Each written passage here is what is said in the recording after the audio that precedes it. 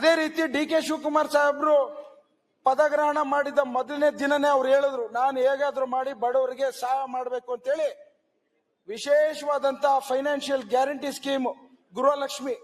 ಇವತ್ತು ಬಹಳಷ್ಟು ಜನ ಆಡ್ಕತಾರೆ, 2,000 ರೂಪಾಯಿ ಏನಾಗ್ಬಿಡುತ್ತೆ, 2,000 ಬದಲಾವಣೆ ಏನಾದ್ರು. ನಾನು ನೋಡಿದೀನಿ ಕಣ್ಣಾರೆ.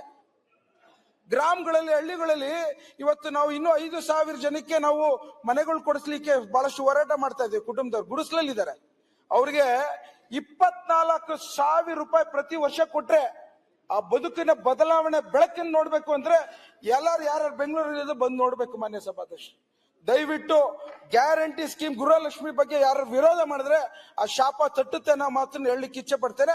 ಇವತ್ತು ಒಂದು ಚಾಲೆಂಜ್ ಕೊಡ್ತೇನೆ, ಯಾರಾದ್ರೂ ಮುಂದಿನ ಸರ್ಕಾರ ಯಾವ್ದು ಬದಲಾವಣೆ ಆದ್ರೂ ಯಾರು ಗ್ಯಾರಂಟಿ ಸ್ಕೀಮ್ ನಿಲ್ಲಿಸ್ಲಿಕ್ಕೆ ಆಗಲ್ಲ ಅನ್ನೋ ಮಾತನ್ನು ಹೇಳಲಿಕ್ಕೆ ಇಚ್ಛೆ ಪಡ್ತೇನೆ. ಮಾನ್ಯ ಓಕೆ ಸಭಾಧ್ಯಕ್ಷ, ಗ್ಯಾರಂಟಿನ